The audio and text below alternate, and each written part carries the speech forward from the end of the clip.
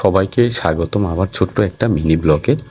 তো আজকে কুমারঘাট থেকে দাদা আর বৌদি আইসুইন আগরতলাতে ডাক্তারের কিছু টেস্ট করানোর জন্য।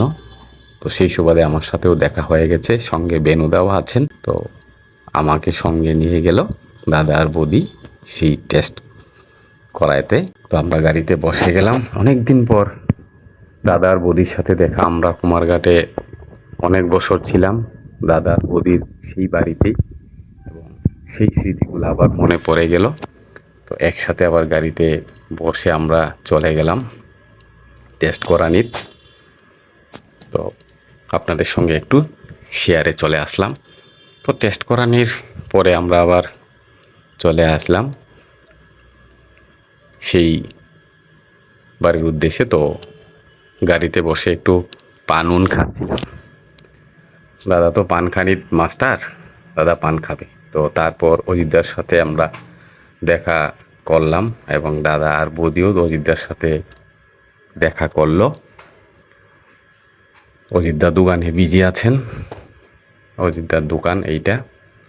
তো এইখানে রাখি পূর্ণিমার আয়োজন চলছে। তো সেই রাখি পূর্ণিমার জন্য সেইখানে রাখিও ছিল অনেক। তো অনেক দিন আমি আর অজিতদা কুমারঘাটের ছিলাম। তো এই দাদা আর বৌদির বাড়িতেই আমরা থাকতাম, এবং খুব আদরে ছিলাম, এবং খুব আদর করতো আমাদেরকে। সবসময় আমাদের খোঁজখবর নিত দাদা আর বৌদি, এবং সবাই বাড়িঘরের সবাই, দাদা আর বৌদি তাদের ফ্যামিলির সবাই আমাদেরকে খুব আদর করতো।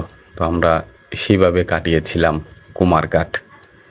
এখন তো যার যার বাড়িতে বসে রেখেছে আমাদেরকে। যাই হোক, সেটা হচ্ছে অন্য ব্যাপার।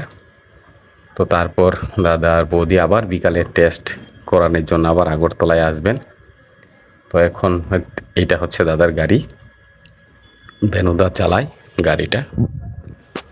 তো এখন উনি আর দাদা আর বৌদি বাতিজার বাড়িতে চলে যাবেন, সেখানে খাওয়া দাওয়া করে আবার বিকালে টেস্টের জন্য আসবেন, তারপরে বাড়ি ফিরবেন। তো আমাকে বলল কুমারঘাট একদিন আসতে, আসো না কেন সেই কথাও বলল। তো বেনুদা আবার বলল, এই দেখুন সুমিত্রদা।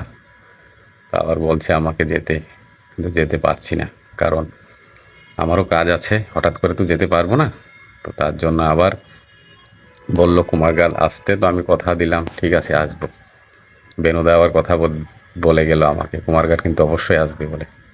তো যাই হোক, আজকে এতটুকুই ব্লগটা ছিল। দাদা আর বৌদিও চলে গেল। তো আবার আপনাদের সাথে নেক্সট ব্লগে দেখা হচ্ছে। টাটা, বাবাই।